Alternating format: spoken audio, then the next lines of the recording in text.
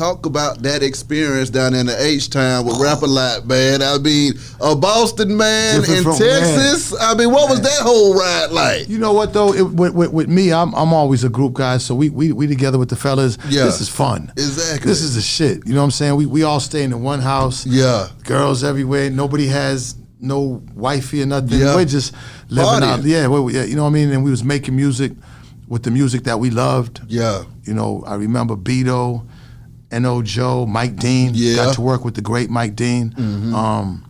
Man, you know, we put the album out, and it was, you know, Jay was a guy, you know, that I mean, he was like the mayor at that point. I mean, this is a guy that, you know, my father was big in the hood, but it was through the Italians and the Irish, and I think Jay was through the hood, and you know, the respect he had was crazy. I remember one time after the studio, I'll never forget, we chilling, and then he had his office, so we all getting ready to go home, and I never forget his guys. We all driving, and they got to the exit, and about good 10 cars let him get to the exit, and he just took off. Like they followed him to the exit that nobody was. You know what I'm saying?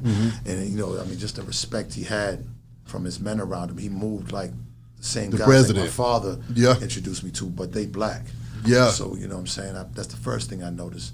And just really about his business. Yeah. Really serious guy. The biggest thing I could tell you about Jay Prince is that he's serious. He's no play with when it comes to business. Yeah. Very smart, very calculated, doesn't say too much. You know what I'm saying? It's just about business. Exactly. And I respected that more than anything. And he didn't let controversy, he actually welcomed the controversy as Easy did. You know, he didn't care about what white America thought about the type of music we was putting out. And that's the type of guy that we want to be with.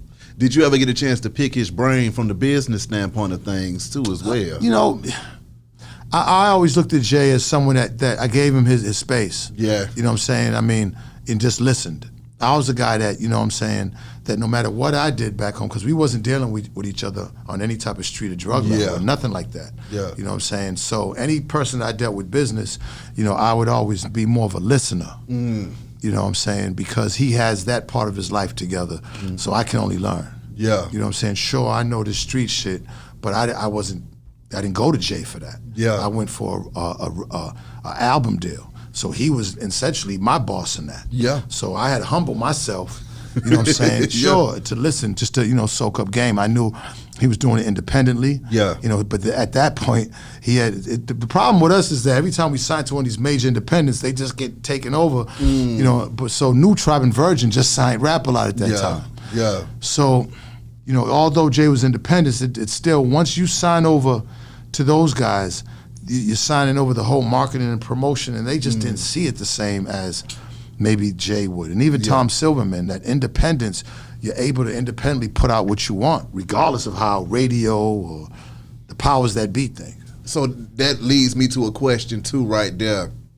Independent versus being with majors. Which way do you think is the best way to go? If you're a heavy independent, should you just stay independent, or should you go get that bag from the majors? It's all about your personal situation. Okay. Yeah, like what you're going through. If you need that money, you got to do what you got to do by any means necessary. As Malcolm said, you can't. Yeah, man. Because if you need that money right then and right there, then you got to go get the money right there. And of course, a lot of times when people understand getting money right then and right there, sometimes isn't going to be good in the long run. You know what I'm saying? Because the type of deal you can structure is that you're going to get more money in the long haul. But the importance of that moment is just as important of anything that's going to happen in the long haul. So that's how I always looked at life. So what if your money is good? Should you get a if your money's good? If your money's good, then that's why, you know, I was already getting money in the streets. That's why being with an independent worked for me. Yeah. You know what I'm saying? I didn't have to take the big bag, and I can get more of a bigger piece off the back end. Yeah. That's what Tommy Boy and Jay Prince was. Even Easy. Easy was one of the first ones to get picked up by a major, but still keep that independent type of street. Like, nah, I don't even want y'all promoting. I ain't even dealing with y'all. Yeah. You know what I'm saying? Give me the money, let me run my company, and y'all just get the profits. Yeah. You know what I'm saying? Whatever the profit sharing that we're gonna do. But y'all ain't promoting shit because y'all don't know how to. Yeah. Yeah, y'all can promote Garth Brooks, but y'all don't know how to promote the street shit. It's just two different lives. Just two different cultures at that time. Thanks. All they give a fuck about the money anyway, to this day. These corporations, these radio stations and record companies, they don't give a fuck about you personally. They only care about the money they can make off you. So therefore, they're not going to understand it. But that's why they don't care about us killing each other or going to jail, because in their mind, it makes the sales go up. You know what I'm saying? You just snapped with that, Benzino. It's truth. You just snapped with that.